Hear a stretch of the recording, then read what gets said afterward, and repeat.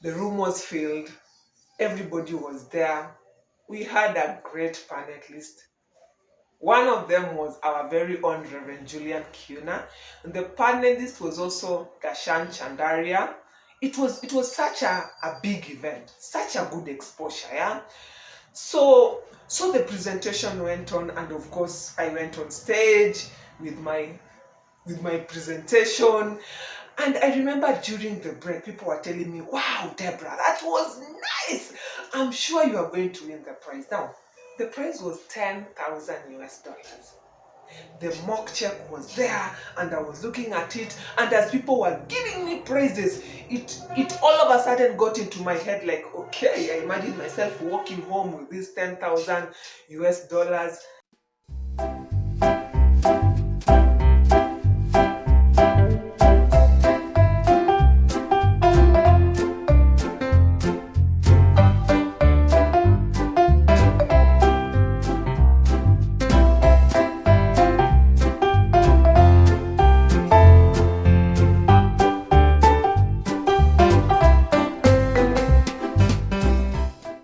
Hello and welcome again to our Evolve You For You channel. If you are new to this channel, welcome, or as we say in our country, Karibu Sana. And today we are looking at a scenario whereby what makes the growth of a company? Yeah? They say that a business cannot grow past its leaders. Yeah. And at some point I felt like I was the bottleneck towards the growth of my company.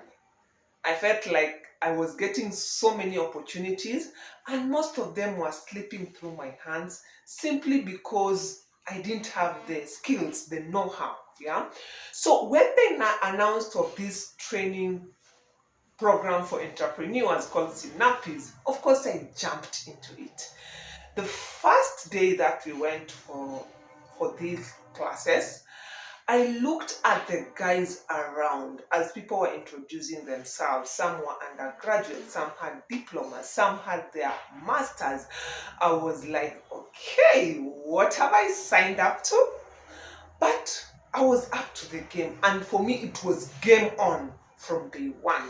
So when they came and announced that they'll be giving us assignments that will be presented every Saturday, and if you present, you get 1 mark towards your final grade. I really grabbed that opportunity. Yeah, the first Saturday I was ready to present. The second one, I noticed there was no one. I presented, so I ended up presenting most of the Saturdays, and I gathered a lot of points. Yeah, the classes were good, but having been that the only education that I had was my Form 4.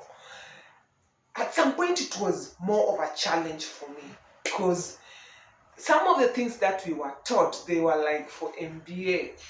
Yeah, they were top notch. So I wasn't grasping some of them, but still I pushed on.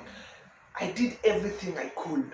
So finally, when we came to the end, I managed to be among the top 10 of all the students who are in the program in the country. Yeah. So Sinapis has this nice program of whereby they pick their best 10 and they train them further to now a program called Sinapis Fast Track Fellows. So somehow I managed to get into the Sinapis Fast Track Fellows. Now, if you think Sinapis, the program was good, Sinapis Fast Track Fellows was perfect. We even had mentors to guide us within our career. Yeah. So we did the Fast Track Fellows, and it happened that this time's graduation for Sinapis was happening during the GES. Yes, the GES, whereby the former president of US, Barack Obama, was coming to visit our country. Yeah? So it happened that they had to pick the top 5 again to go and present. And guess what? By luck. Let me call it by luck, yeah? Again, I was among the best 5 that were picked to go and present at the Sinapis. Okay, now I'll just be honest here. My presentation was more of emotional, my background, working with orphans, working with tailors. The presentation was colorful, yeah, very colorful. But either way we really worked on them with experts. We were trained to work on our presentation and we were taught everything that we could. We had very long nights in the name of presentation. I remember there was a day I got back home at 3 a.m. because we were just practicing and rehearsing and doing everything that we could, yeah. So when it came to the last day, actually the last night, we had really come back home late. So like I woke up, rushed, and when I got to the town center, it's when I noticed, wow, I had forgotten my identity card. I didn't have my identity card. So of course it was a GS, and the US president was coming to our country. There were blockage everywhere.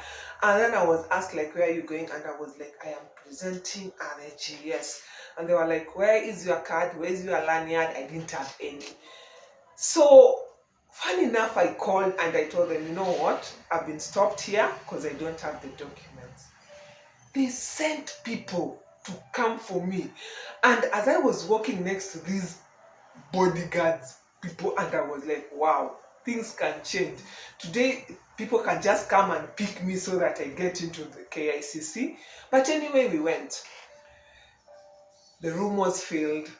Everybody was there. We had a great panelist. One of them was our very own Reverend Julian Kuna. And the panelist was also Dashan Chandaria. It was such a big event, such a good exposure, yeah. So the presentation went on, and of course I went on stage with my presentation. And I remember during the break, people were telling me, wow, Deborah, that was nice. I'm sure you are going to win the prize. Now, the prize was 10,000 US dollars. The mock check was there, and I was looking at it, and as people were giving me praises, it all of a sudden got into my head like, okay, I imagined myself walking home with these 10,000 US dollars. So after the break, we went back, and it was time for the questions. The questions were asked. But something I noted, even as the questions were being asked, my questions were so lenient. My questions were so simple. I think my colleagues were asked harder questions, strategy questions, finance questions, and somehow for me they didn't ask me. They asked me a few, but they didn't get that deep. But somehow again after the break, I still had my hopes high and everything. So when we came back again, by the time they were doing drum rolls for the winner, in my head they had shouted my name, yeah? But as fate would want it, I was not the one who was called. I think at that particular moment, I don't know, I think I just lost it, although not like physically, but my mind just shut. And I couldn't hold the fact that I didn't win the prize. And at some point, while people were celebrating and clapping, yeah, I just walked out and I told my husband, okay, let's just go. Yeah. And even again as we were going home, yeah, my husband again was looking at me and was like, hey, what's wrong with you? Yeah? What's wrong with you? See how far you've come. You are among the 10, and again you are among the 5, and again you got a chance to present, and your presentation was nice. Maybe if they could have given number 2, you could have been number 2. It's only that there was only a prize for number 1. But yes, I was grateful. But somehow I felt like this was not it. I felt like I could have done more. I felt like I have failed a part of me. I felt like there was something else that could have been done. But anyway, we went home. Later, like the next day or a day or two, they sent me my awards. I had some other awards like the most consistent student or the most dedicated one. There were some awards that were sent to me later. But let me say my lack of maturity at that time could not make me wait until the event came to an end and maybe I could have picked my award myself. Yeah. But anyway, after all this, at some point I sat and I was looking and I was like, God, what am I supposed to learn from all this? What am I supposed to learn from all this? I was too close. And even the panelists were the people that maybe the exposure that I needed. But what happened? What went wrong? Yeah. And now looking at it, maybe after some time, after now I had gone back to school and done a few things here. What I'm getting, what I'm learning from all this, number one, book of Hosea 4:6, it says, my people are perishing because of lack of knowledge. Yeah. And it continues to say, because you have refused to get knowledge, I will reject you as my priest. Hello, the priest people. Because of lack of knowledge, God can reject you as his priests. And it goes further. The further part is even what scares me. It says, because you have rejected me, I will also reject your children.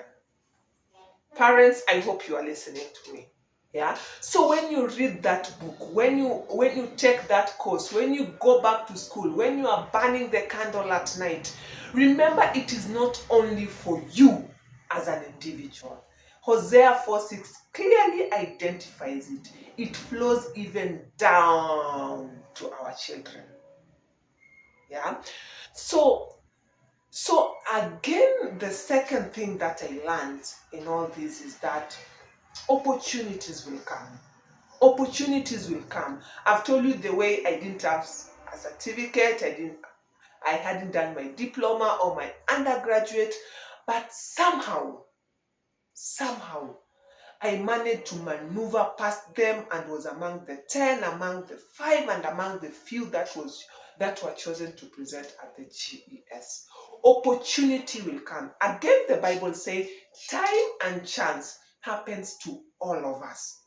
When these opportunities will come of standing before such a great panelist like the one I was standing in front of, the question is, will you be ready? Will you be able to argue your case and convince them and show them that you are worth the $10,000, or they should invest in your company, or they should partner with you? Or will you be murmuring some things while your chance is passing you by? Yeah. So opportunities will come. That is for sure. The only question is, will you be ready to embrace the opportunity, or you look at it as it passes you by? Yeah. The other thing that I learned, I've told you that my presentation was more of emotional. Maybe because of my background, yeah. And even talking of the same emotional thing, later in life, we came to a point whereby we were working with a number of children's home. And at some point, I stopped going. I will just send my donation but not go. Why?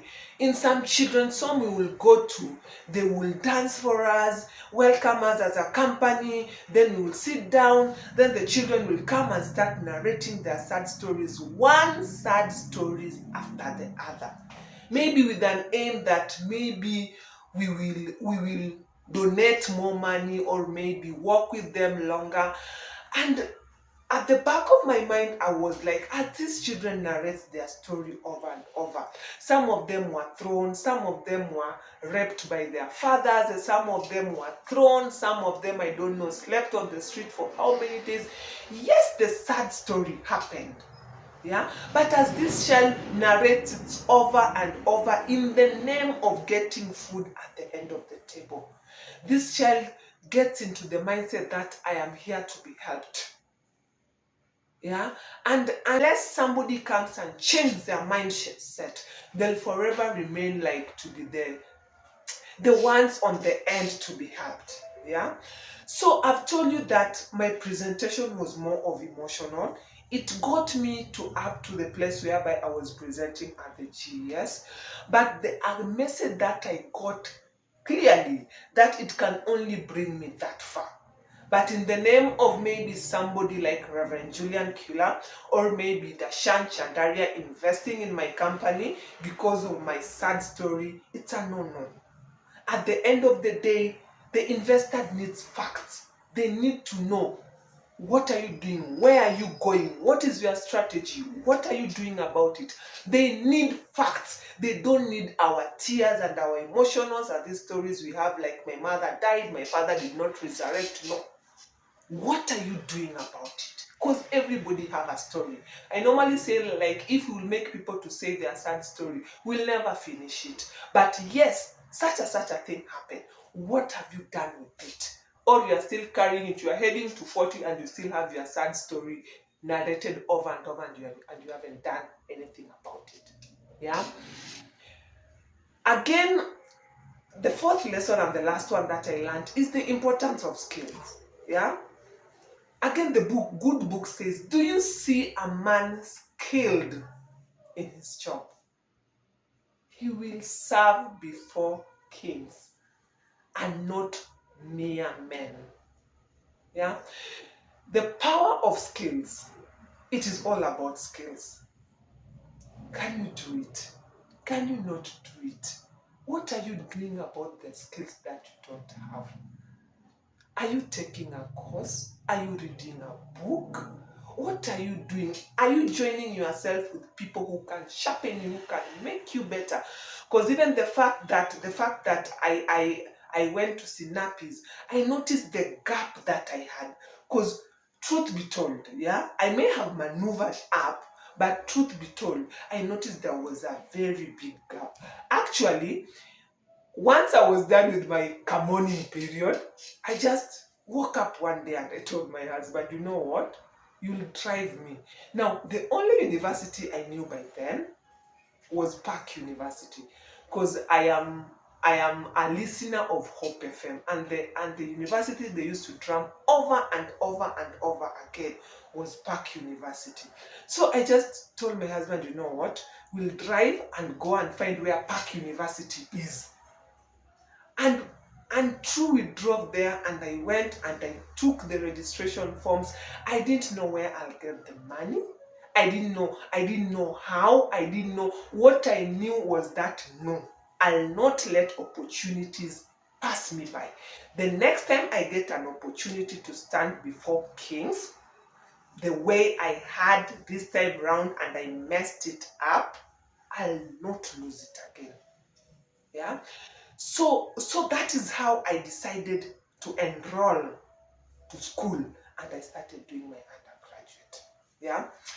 So friends, all in all, what I'm trying to say is that for us to represent God well, for our businesses to thrive, for us to evolve, and even now we are noticing like it is not only for us, it's also for our children. Actually, again, the good book says a good man